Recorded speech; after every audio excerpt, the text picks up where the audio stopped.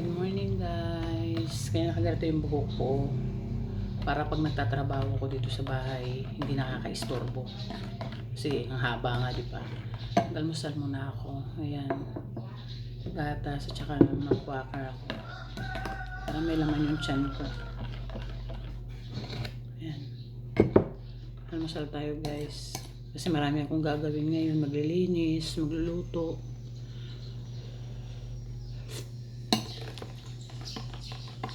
Dati hindi ako nag-aalmusal. Pero ngayon, nag-aalmusal na ako. Kasi sumasakit lagi yung sikmura ko eh. Diyan ako na hospital. Kaya kailangan lalamanan ko yung sikmura ko.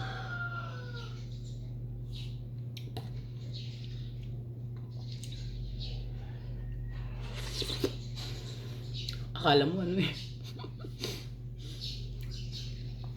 Nakaka-istorbo kasi pag naglilinis ako dito tapos yung buhok ko ano sa mukha ko.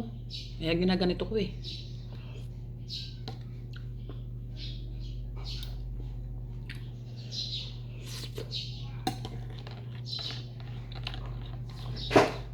Wala eh, mga trabaho na sila eh. Kailangan na natin maglinis na sa bahay. Pansin ko sa bahay namin dito ngayon. Pag hindi ako nakakapag-agyo, ang daming alam mo yung lamok. Nakakatakot pa naman. Baka mamaya madengge yung mga anak ko.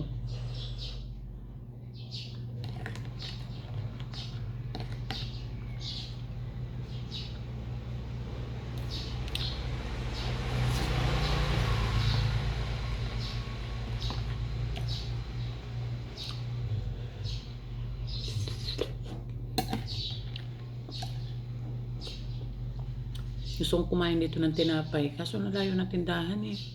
Wala naman akong driver. Pumasok na.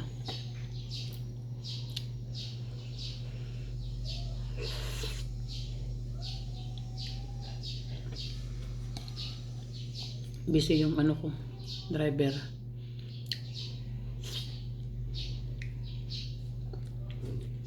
Dalawa-dalawa yung trabaho. Pag gabi may trabaho siya sa hotel. Gabi niya lang kasi nagagawa yun kasi may trabaho siya ng araw. Eh dyan sa hotel na yung tinatrabahohan niya ngayon, hindi siya pwede magtrabaho doon ng maaga kasi nga natutulog pa yung mga tao. Kasi parang siya, condo hotel. Ganun. Condo hotel ba yung tawag doon? Parang kala mo bahay siya, ganun. Walang ko ng pagtawag doon. Kaya yung pasok niya doon alauna ng tanghali. Kaya pag umaga pupunta siya doon kala engineer. Tapos dito hanggang gabi na.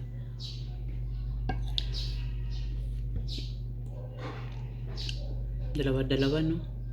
Kailangan kasi kumayod eh. Wala eh. May pinapaaral kaming college eh. Kailangan ng pera. Pero konting tiis na lang din. Matatapos na yung panganay ko. 1 taon na lang.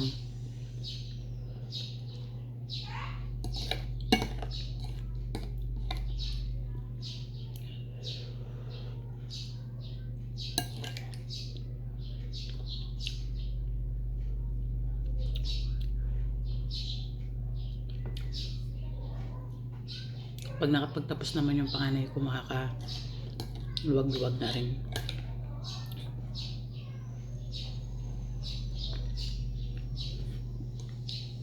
Siyempre, pag college, maraming gustusin. Hindi lang sa tuition. Siyempre, may mga binabayaran din sila.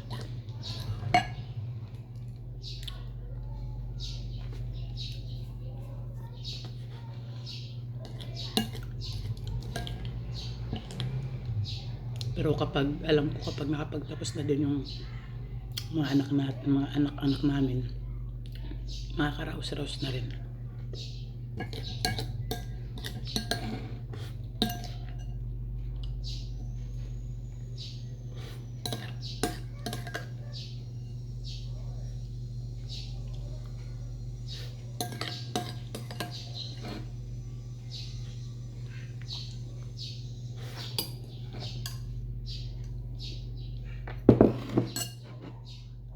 gatas.